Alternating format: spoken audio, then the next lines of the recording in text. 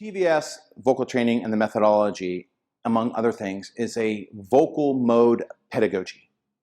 Now, what does that mean? Well, in the last 10 or 20 years in the vocal training technique industry, there's been a massive amount of innovation and great ideas that have come out. One such idea is the idea of vocal modes. Now, it depends on what school you're talking to and who you might be referring to, but basically, vocal mode pedagogic ideas are based on categorizing certain elements of the voice now into groups so that you can understand better what you're teaching and what you're learning. So I'll clarify. In TVS, we are a vocal mode methodology, and we have two kinds of vocal modes. Okay?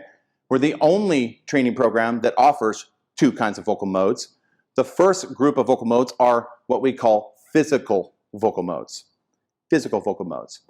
The physical vocal modes are 8 unique physical or physiological configurations that the larynx and the muscles in and around the voice can configure into, some of them exotic, some of them more intuitive, to produce a particular sound color or an acoustic effect.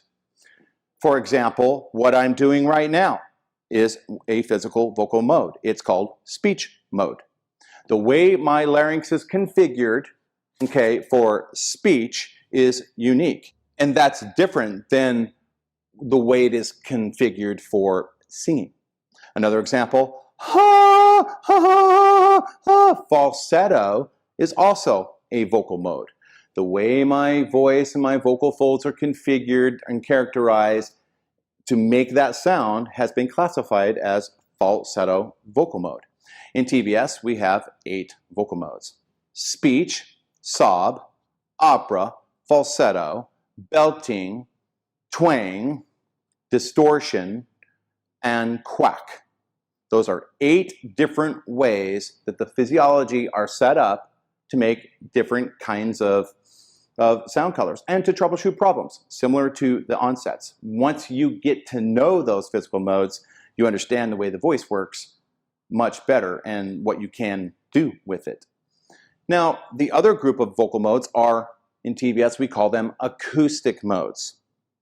Same idea, groups and categorizing, but acoustic modes are families or groups of vowels that share similar acoustic resonant energy properties.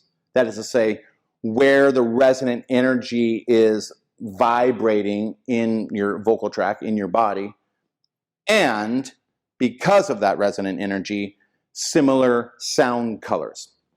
Again, acoustic modes, groups of singing vowels, not language vowels, but singing vowels that share placement or resonant energy characteristics as well as sound color characteristics. It is a brilliant way to understand vowels in singing. And some of you well know, you've been reading forums and watching videos, you understand that vowels are super important, and indeed they are. The entire process of singing great pretty much starts with the acoustics. If you visualize the proper singing vowels, if you hear those vowels in your auditory imagery first and then sing your scale or sing your song, the result is going to be successful. And that is what the acoustic modes do for us, is they help me, you, all of us to better understand and sort out the vowels and their different properties, because not every singing vowel is the same. In TVS, we have 3 singing vowels, or 3 vocal mode groups, families. We have edging vowels, which are vowels that tend to resonate more forward in the palate. They engage the twanger more. They engage vocal fold compression a little bit more. And thus, because of that, they tend to create a sound color that's a little bit more metallic. Now, I don't mean the genre heavy metal, but a brighter, more metallic sound, very important for singing rock and belting high notes, edging vowels.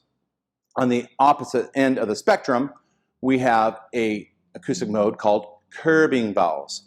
Curbing vowels are characterized by resonant energy that tends to sit in a more covered position or back here, low and behind the head. Now, that's not just a new age a concept. It's not an esoteric thing. It's really true. When you get really good at curbing vowels, you do feel a little bit of pressure, a resonant energy low and in the back of the head. They're also characterized by good larynx dampening, and the sound color that curbing vowels produce is warm, bluesy, soulful, sexy. You might use a curbing vowel in a ballad or on low notes or singing jazz, right? So we have edging vowels for more aggressive sounds, curbing vowels for warmer, more romantic sounds. And in the middle, the third TVS acoustic mode is neutral vowels. Neutral vowels, as the name suggests, resonate in the center part of the palate, not too much forward, not too far back, in the middle. And the sound color tends to reflect that middle kind of soft palate position.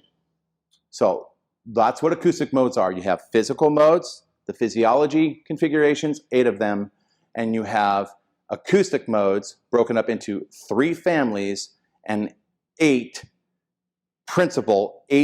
primary training vowels that exist in 3 acoustic mode groups with TVS.